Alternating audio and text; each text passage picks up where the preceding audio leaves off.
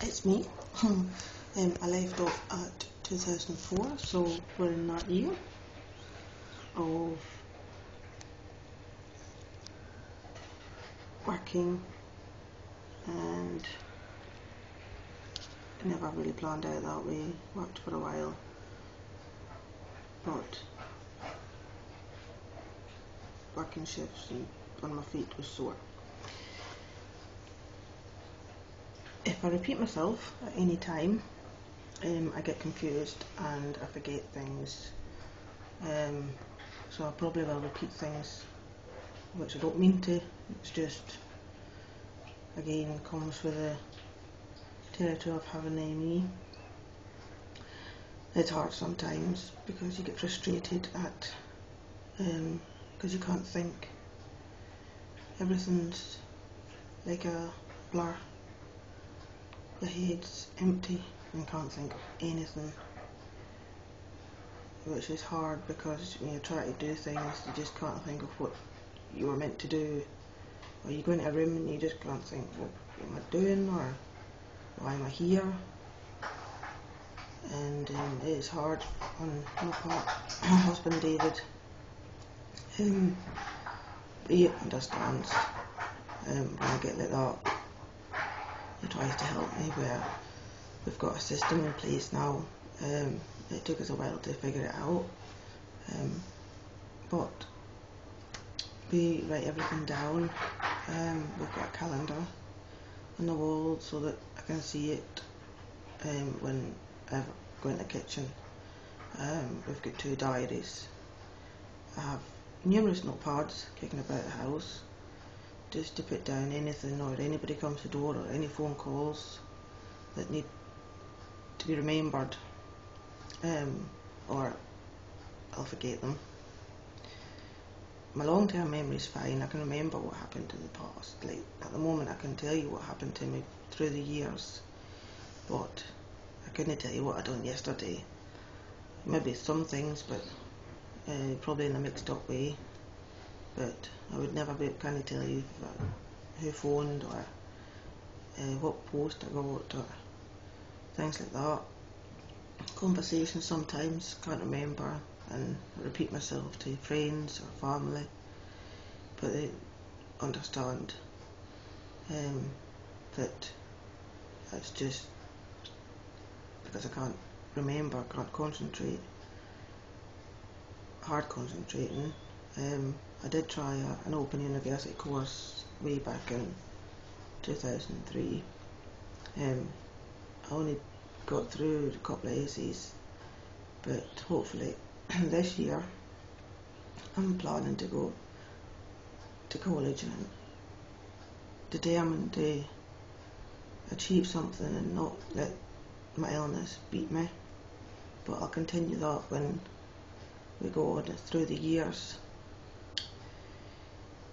2005 came, and I would say in the early days I would be in the wheelchair for about 70% of the year, which was hard, but it always is hard when you go in the wheelchair, I find, because you're not walking, so it's taking away something that you're always used to doing.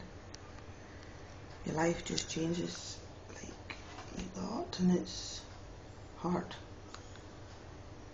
because it just comes on. I take these funny turns, hard to describe, but it's just everything. I become in a cold sweat, shaky, sore head, feel sick, and my whole body just goes weak and heavy, and usually that is the start of me going downhill. I then decided, well, me and my husband David decided, well, we talked about it, about having another baby or getting married. So we went with getting married. But we did everything bit by bit, so it wasn't too stressful. There was times where I was stressed, and I did have a wee spell of relapse, and I went to, my doctor was fantastic, I must admit, through the years, and she was very understanding. A doctor that is understanding is rare to come by. I met another doctor the following year, which I'll go on to then, but it's rare to get a doctor that actually sympathises and listens to you. Anyhow, I went to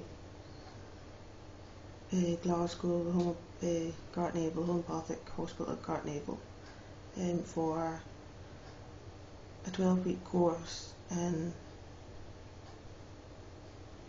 things like, well, they've done CBT and graded exercise and all that, and it was nice to go to meet different people with different stages or different kinds of ME, because there's no ME that's the same, because you get ME, chronic fatigue syndrome, and ME with fibromyalgia, but my ME is different because it affects the nervous system. So basically the nervous system shuts down and the signals don't get to my legs, and that's why I suffer pain and pins and needles, because it's trying to get the signals through and they just don't respond.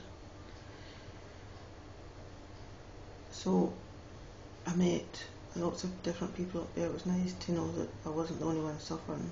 There was a lady there that was similar to me, and she had suffered from it for 22 years. And that gave me a shock, because I was thinking, oh God, no, don't know how I'm going to cope for 22 years. And kind of wished that somebody would just wave a magic wand and it would go away, or give me a magic pill to make it all better, but it doesn't seem to happen. I did the 12-week course, which in the end it didn't really do anything for me. The graded exercise made me worse.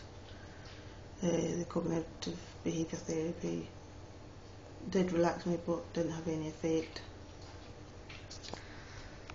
So then got just organised the wedding, and with physio and things, got back on my feet and was able to walk down the aisle, which I loved because it was a great achievement for me.